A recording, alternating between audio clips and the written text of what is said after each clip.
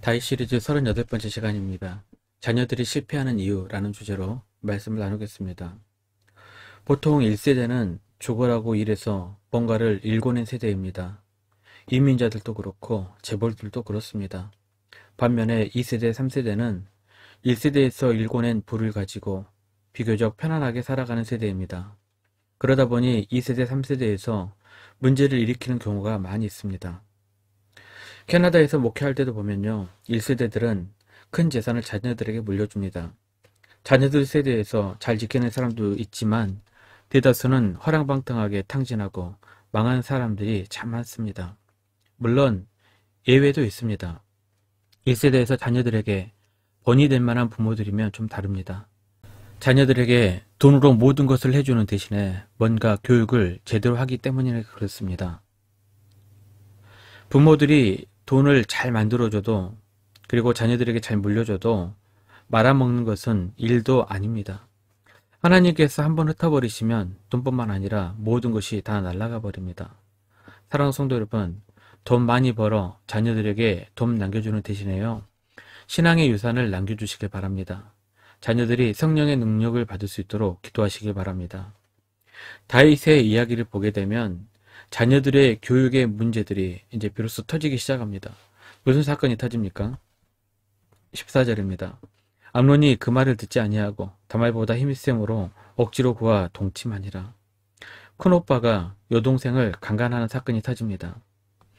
암논이 여동생 다말을 강간하는 사건이 터지게 되는 것이죠. 이 일로 다윗의 집안은 쑥대밭이 되기 시작합니다. 다윗은 자신의 세대에 많은 것을 이루었습니다. 그리고 다윗 자신은 성령의 능력을 입은 사람입니다. 그래서 다른 사람보다 엄청난 능력을 지닌 사람입니다. 이런 대단한 사람이 왜 자녀들을 제대로 교육하지 못하고 지키지 못했을까요? 왜 이런 사태가 터지는지를 한번 그 이유를 살펴봐야 합니다. 첫 번째 이유는 부모의 범죄를 자녀들이 되풀이한다는 사실입니다. 다윗의 인생에서 가장 큰 문제는 여자 문제였습니다. 우리가 바로 직전에 보았던 밧세바의 문제. 자기의 충성스러운 부하의 여인을 빼앗고 그 부하를 죽음에 몰았던 죄를 한번 상상해 보시기 바랍니다. 자녀들은 부모의 행동을 알게 모르게 다 따라합니다.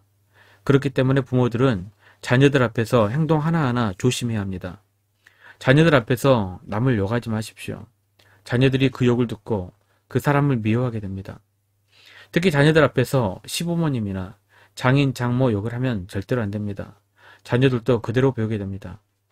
그리고 자녀들 앞에서 TV를 끼고 사는 것도 좋지 않습니다. 자녀들도 TV에 빠지게 됩니다. 핸드폰도 마찬가지입니다. 가능하면 성경책을 읽으십시오. 이것이 바로 교육입니다. 저도 어린 시절에 아버지, 어머니가 항상 또 책을 읽고 성경을 읽고 찬송을 불렀던 모습이 떠오릅니다. 그래서 그런지 그런 습관들이 형성이 되게 됩니다. 다윗의 여성 편력이 결국 장남인 암논에게 그대로 물려오게 됩니다. 더욱 심한 욕구까지 발동하게 되는 것이죠. 근친 결혼은 그 당시에 가능했습니다. 그런데 암논은 근친 결혼도 아닌 근친 강간을 하고 다말을 버려버립니다. 이것은 큰 죄악입니다. 부모는 자녀들에게 좋은 본이 되어야 됩니다. 부모의 잘못된 모습을 자녀들이 되풀이하고 배우기 때문에 그렇습니다. 저는 우리 교우들이 자녀들에게 좋은 모습만, 본이 되는 모습만 보일 수 있는 교우들이 되셨으면 좋겠습니다. 많이 말씀을 읽고 찬송 부르고 예배하는 모습들이 자녀들에게 좋은 본이 되시기를 주님의 이름으로 축복합니다.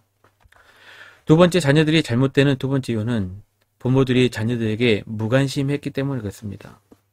부모 세대들은 가문을 일으키기 위해 피땀 흘려 일을 해야 합니다. 사실 여러분들이 정말 수고해서 자녀 세대들이 잘 살 수 있는 기반을 마련했습니다. 이렇게 한국은 부모 세대에 의해서 일어났습니다.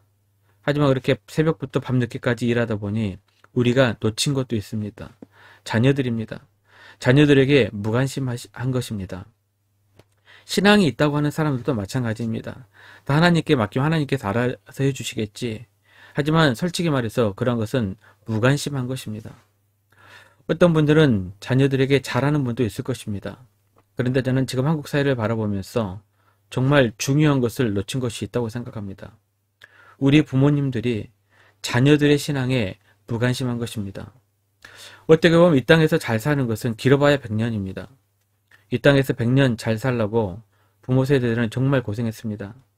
하지만 길게 보면 100년이 문제가 아닙니다.